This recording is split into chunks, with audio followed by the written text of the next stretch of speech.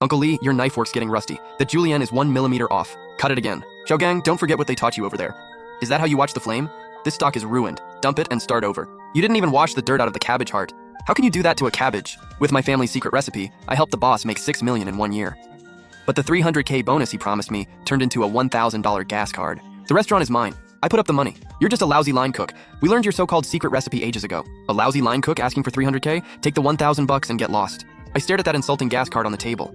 $300K had become $1,000. Not even enough to treat my bad knee. Got it. I picked up the $1,000 gas card, tucked it into my chef's jacket, then slowly unbuttoned my collar in front of Wang Chang and tossed the jacket on the table. Suan, what are you doing? Throwing a tantrum? If you dare walk out, don't expect a single cent of this month's pay. I ignored him, pushed open the glass door of Xianweiju, and felt a rush of freedom I had never felt before. Xianweiju went from a rundown little shop 3 years ago to what it is today. Every bit of its success came from my walk, one dish at a time. They thought stealing a few pages of recipes meant they could kick me out and replace me. They had no idea that without my recipes and skills, their food would taste awful. I turned around and bought into the restaurant across the street. Unlike the packed Xianweiju, this place was so empty it felt suffocating. Behind the register stood the owner, Zhao Yu. This century-old restaurant had been passed down to him as the third generation. For the past 3 years, Wang Qiang's Xianweiju and I had crushed his business, driving it to the edge of closing for good. Hearing the bell, he didn't even look up. Sorry, the kitchen's closing. We're not taking any new customers. I'm here for a stove. He snapped his head up, his eyes suddenly blazing. Suan, did that blind fool Wang Qiang finally push you out? I need a kitchen where I call all the shots, and a signature dish strong enough to crush the place across the street. Boss Zhao, are you in? He turned and walked straight to the safe in the corner of the dining room. He entered the code, and with a beep, the door popped open. He pulled out a document sealed in a clear folder and slapped it onto the table closest to me. Take a look. The second I picked it up and saw the title, my pupils tightened. Fu Manlu Catering Group Partnership Agreement and Executive Chef Appointment Letter. I turned to the compensation page. It was written clearly in black and white. Base salary of $50K a month, plus 30% of Fu Manlu's total profits. And the date on this contract was 6 months ago. I prepared this contract half a year ago. I knew you were loyal. I tried to hire you 3 times and you turned me down all 3 times. This time, I don't think you'll say no, right? He's greedy and short-sighted. He only sees the money in front of him and he's too easily swayed. But I, Zhao Yu, am not that blind.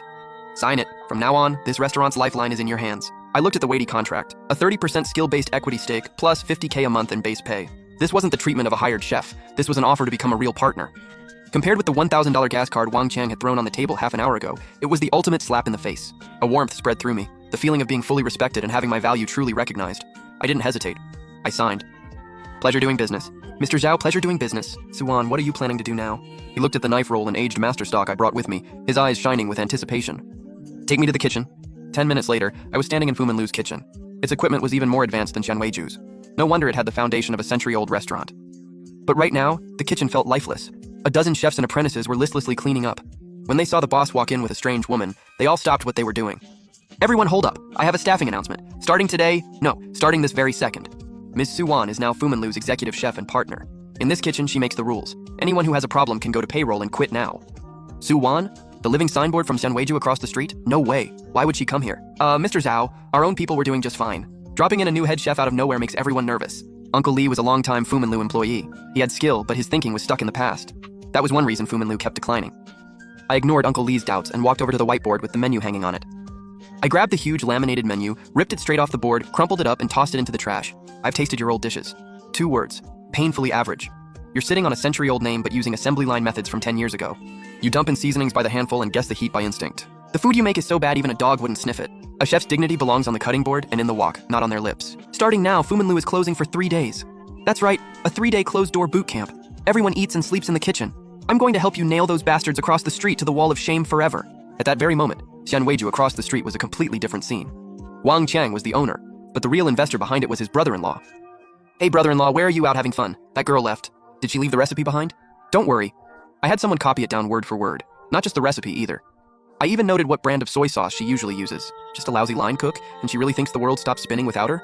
Ha! Making money for us these past few years was only what she owed us, and she had the nerve to ask us for a $300K bonus. Now that we have the recipe, we'll save hundreds of thousands every year on her salary and bonus. That's pure profit. Ha ha ha. Tomorrow, have the kitchen test the dishes according to the recipe.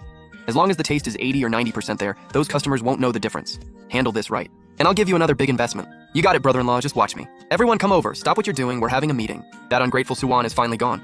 Starting tomorrow, I'm in charge of the kitchen. He pulled a wrinkled notebook out of his pocket and slapped it onto the cutting board like it was some secret manual.